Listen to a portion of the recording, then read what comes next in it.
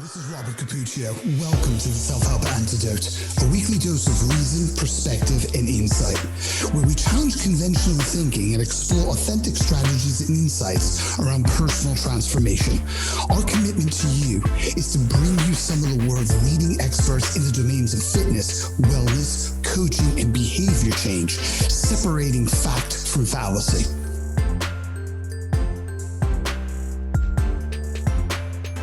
Welcome back, dear listeners, to another enlightening, or at least what I hope is another enlightening episode of the Self-Help Antidote. I'm going solo today because I wanted to revisit a very recent episode that I did with Tiffany Cook.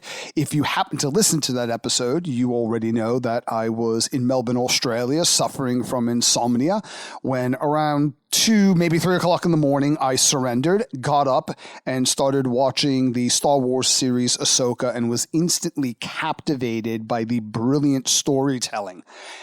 Tiffany accused me of being a geek, which, to be honest, is a fair point, but a lot of people seem to resonate with that episode. Got a couple of DMs talking about how listeners found the themes of reframing your personal narrative and a deeper level of self-acceptance to be meaningful to them. So today we're going to dive into the ancient practice, one that's been with us since the dawn of civilization, one that arguably has done a lot to shape civilization and our collective identity itself. And of course, I am talking about the art of storytelling. We're going to talk about how this timeless art can be a powerful tool, not just in shaping our theologies and our civilizations, our societies, but on a more personal level, how it can be a powerful tool for self-transformation. When we think of stories, our minds often go to our favorite books, movies, or tales that were told to us by our grandparents when we were children. But have you ever considered that stories, particularly the stories you tell yourself about yourself, could shape more than your identity, but your destiny? Our personal narratives and the stories we tell ourselves about who we are, where we come from, and where we're headed play a pivotal role in shaping our beliefs, our behaviors, and even our biology. In essence, by changing our narrative, we could be creating the framework from which we can change our entire lives. Cognitive restructuring is a technique that's used by many therapists that essentially involves rewriting our internal narratives to foster healthier thought patterns about ourselves and the way we see the world and how we navigate through the world. Stories are entertaining, which is important because what entertains us captures our attention, it keeps our focus, and it becomes relevant as well as relatable. And what is relevant and relatable is also impactful, but perhaps one of the most important aspects of storytelling is it's memorable. Stories are more than entertainment. They can be highly effective cognitive tools.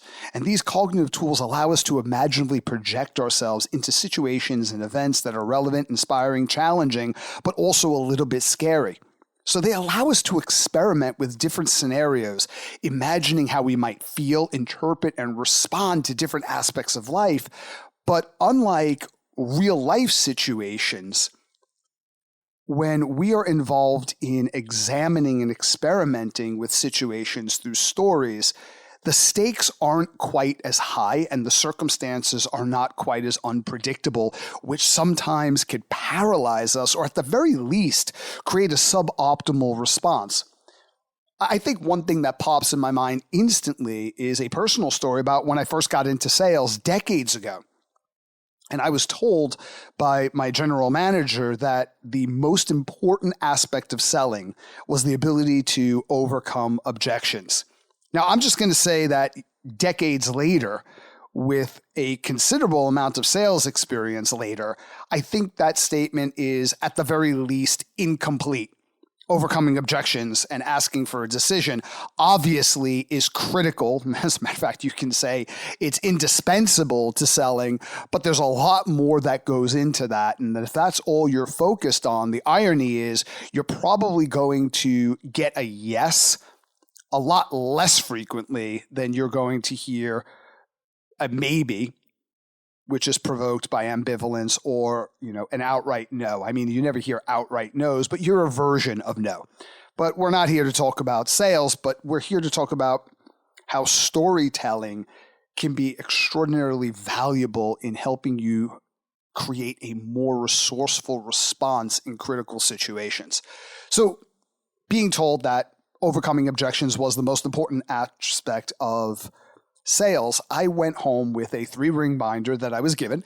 And within that 3-ring binder was every possible objection you could possibly hear. Now, I was working in a health club chain, so this was fitness-based. And I stayed up all night rehearsing that because it talked about the objection and here's the response. Here's how you overcome the objection. So I would read from a section of my 3-ring binder, then get up in the mirror and I would practice this scenario. Now, when a real life client came in or guest came in the next day, this was my first tour I had ever conducted. I was highly agitated and anxious, which she picked up on. And she gave me at the end of the tour an objection that was right there in my 3-ring binder. So terrified but hopeful, I gave her the response to that objection, which I rehearsed in the mirror, sensing that I was inauthentic and I was nowhere near being present with her. She called bullshit and she said something that was nowhere to be found in my 3-ring binder. And I basically choked right there in the middle of the process. So stories provide frameworks when you're in situations like that and you're lost. When you're lost, they offer you a map. When you're broken, they can be the glue. Probably one of the most famous examples of how stories shape our narratives and our identity was described as The Hero's Journey by Joseph Campbell. And it wasn't just about epic tales. It mirrored our life challenges and eventual triumphs. Because in every story, there's this reoccurring theme of a protagonist, or the hero, if you like. And the hero is living their life.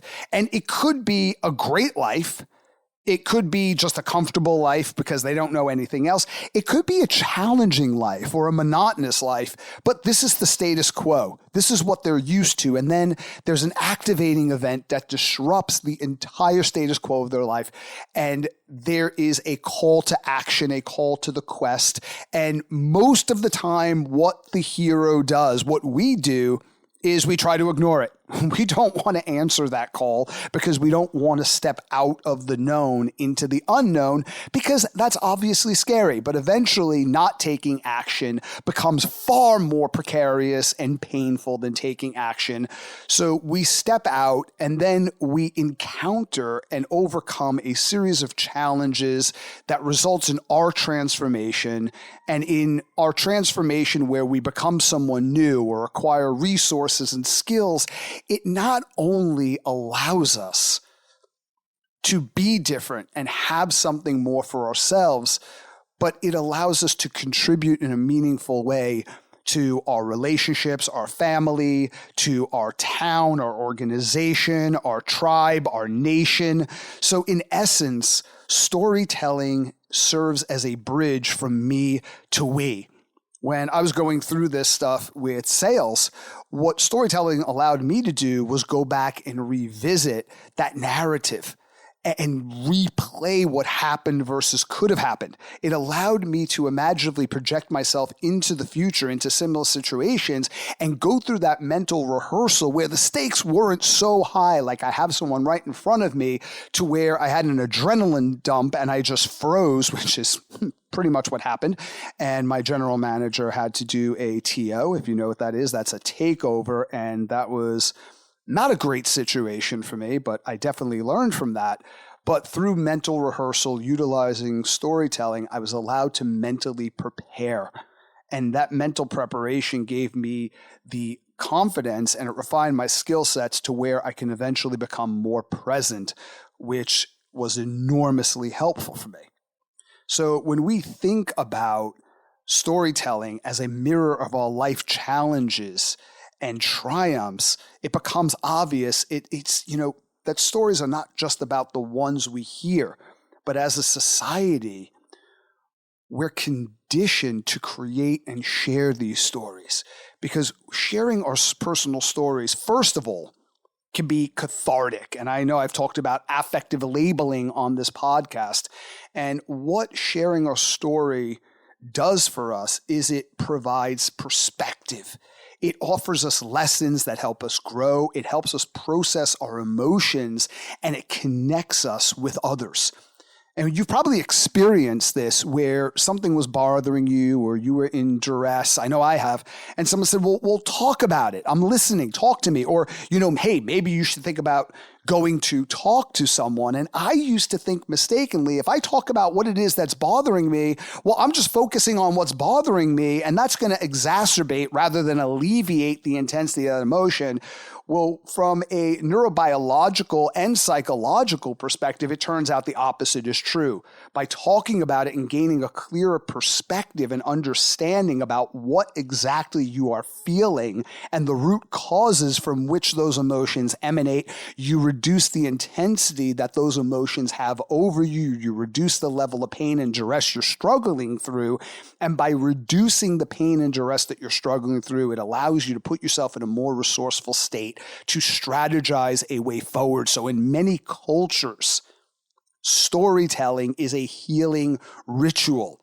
When warriors would come back from battle and they would experience trauma on the battlefield, they would have these battles reshaped into stories they told one another.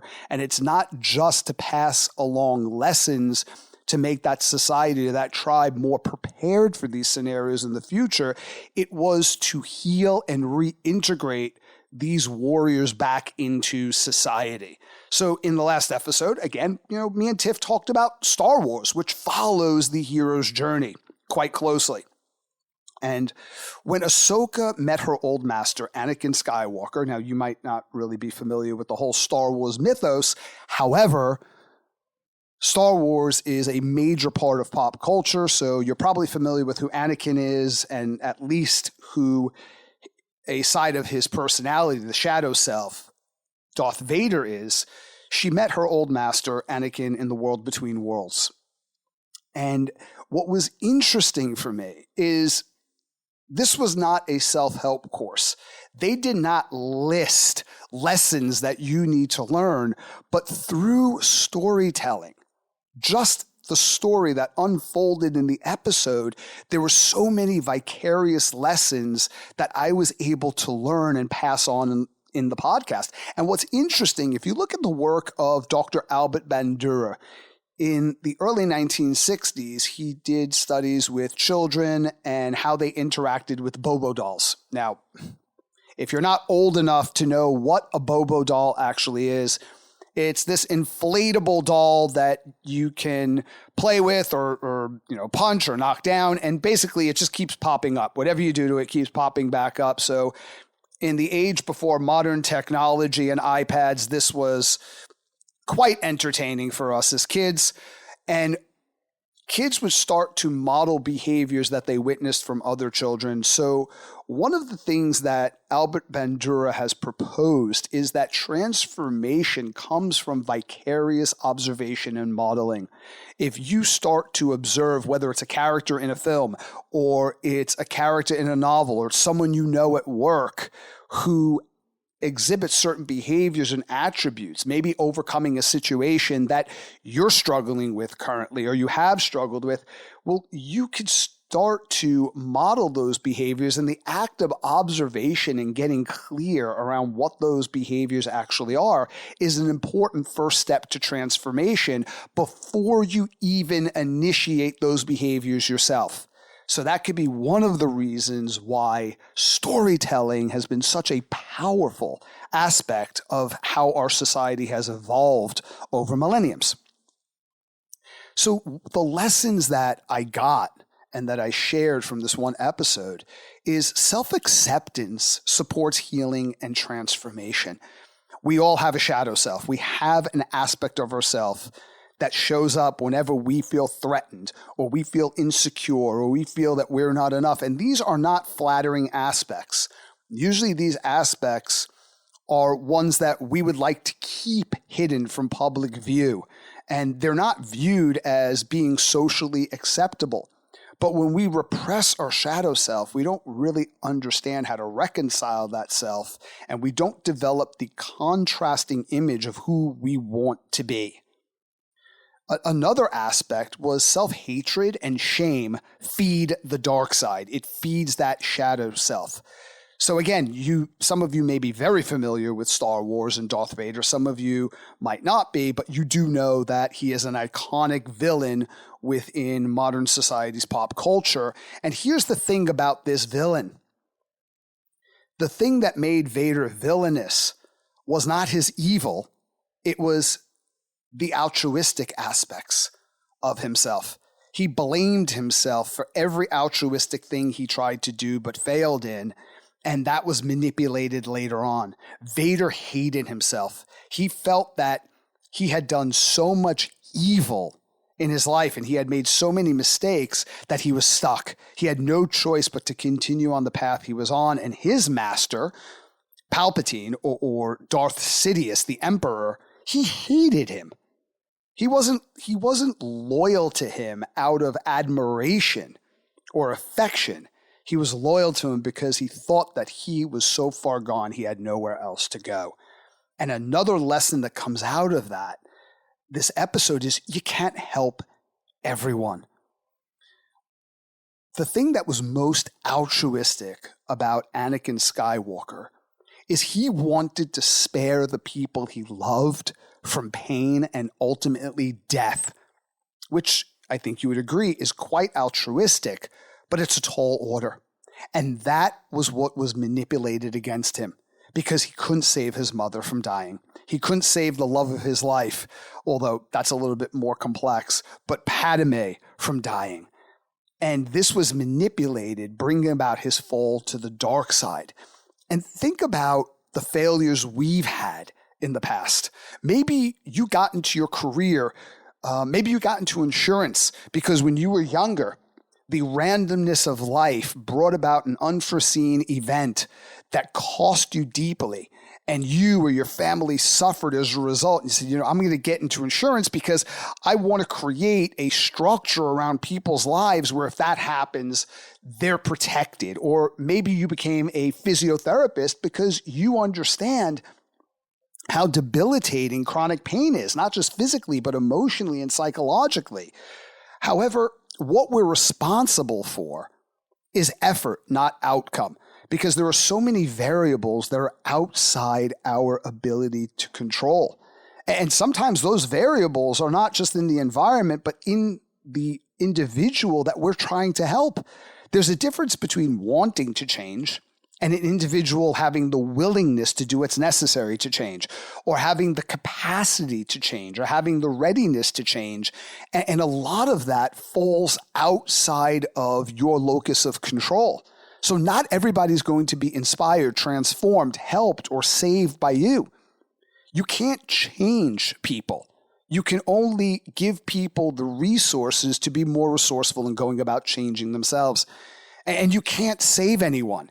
You can only put in the effort of offering help, love, guidance, encouragement, or just holding a space of unconditional positive regard so this person can work out how to go about changing themselves. Being dominated by your fears and your doubts causes you to live in what the episode conveyed as the gray area of life, where you're going through the motions, but based on your regret of the past or your fears of the future, you're in what Thoreau called a space of quiet desperation, and you haven't fully embraced life and committed to it. And you'll never draw out all of your highest attributes. And that not only diminishes your light, but it steals the impact from everyone around you that could have greatly benefited from you living your highest values. That is my definition of purpose, and that is one of the many reasons why purpose is so critical to people, because it galvanizes, it lights that fire, and it directs that fire through efforts that contribute and therefore build bridges between us and others based on meaning. So all of these lessons were communicated. And when I talk about the gray, borrowing from another storyline that closely follows the hero's journey, Lord of the Rings, Ahsoka, like that character Gandalf the Wizard, they were living in that gray, and they were defined by it. And then they went through a major life event, like they faced what in the hero's journey is the abyss, or this final challenge, and they emerged as a transformed self, a better version of themselves, Gandalf the White or Ahsoka the White. And what that means is it was the purest sense of who they are at their best. So anyway, all of this I got from just watching a episode that didn't even last an hour, and that is the power of storytelling. None of this was explicitly stated or bullet pointed in the episode. Would have been a horrible episode if it was, but it was communicated in a way that not only was deeply inspiring and relevant, but it was memorable. If they had bullet pointed this, or this was a monologue, I wouldn't have remembered it. But because it was built into a storyline following the hero's journey, I not only remembered it, but I get to share it with you. So another important concept around storytelling is reauthoring. Reauthoring is about consciously crafting our life story, focusing on strengths and possibilities. This could be analogous to appreciative inquiry. It's not about denying challenges, but reframing them as opportunities for growth. By reauthoring, we transition from a passive character in our lives to being the protagonist in our life story. This can be empowering. I mean, powerfully empowering.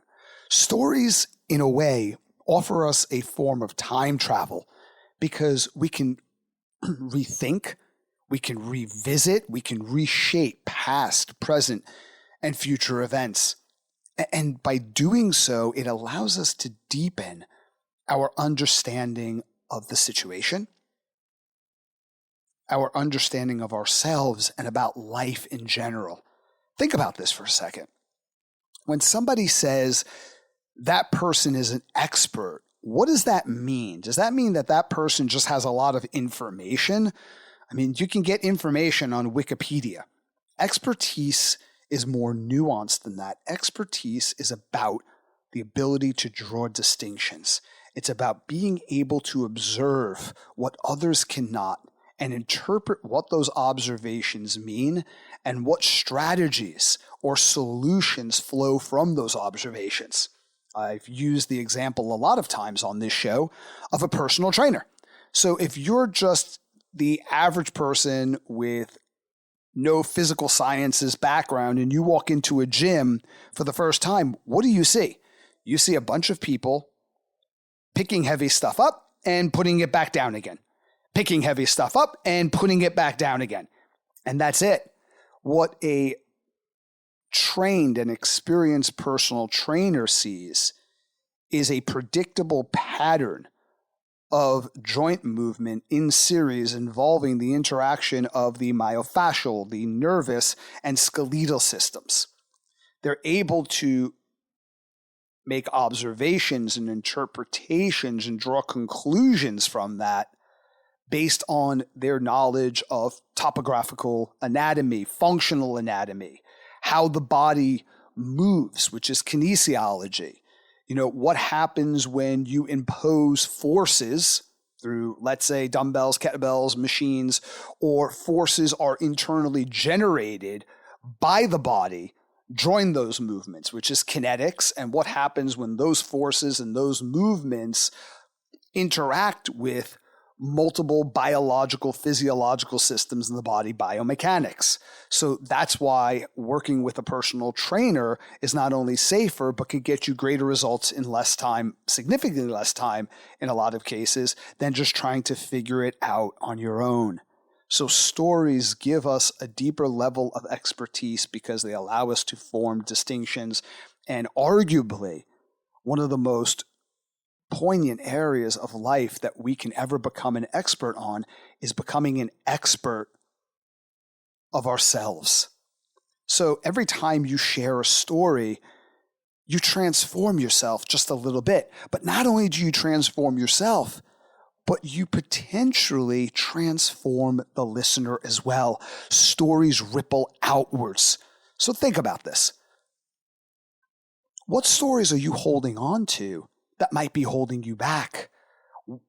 What's the story you have about what happened to you as a child, which might be quite relevant, but it's the way you revisit it with emotional intensity and frequency that distorts it, because the more you start to recall an event, the more you have to distort it just to be able to recall it in the brain. Excuse me. So sometimes just because our past stories might be rooted in truth doesn't mean they're still relevant today. So is there a story about something you went through and how that shaped you and how that limits you? And if you went back, what narrative could you use to reshape and empower yourself in the present to create a more inspiring future? So as we wrap up, I think what I want to urge you to consider is embracing storytelling as a way of being.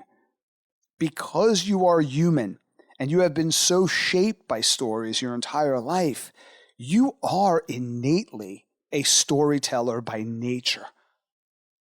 And we can choose to get better at stories by being curious about them, by not just sitting through a film or reading a book, but by saying, okay, what was the activating event? What were the challenges? What was the transformation? What did this character do to overcome these changes when he or she didn't think it was possible originally? Who showed up? Who were the allies? Who were the mentors? Like going back to Star Wars, Luke Skywalker had Obi-Wan Kenobi. Who was that person for you? What strengths did this character exhibit? How can I borrow from that? How do I utilize modeling? So Albert Bandura back in the 1960s proved that when we witness certain behaviors, that becomes a viable first step to helping us shape our narrative and initiate behavior patterns that can produce better results for us. So what can you model from the characters in stories?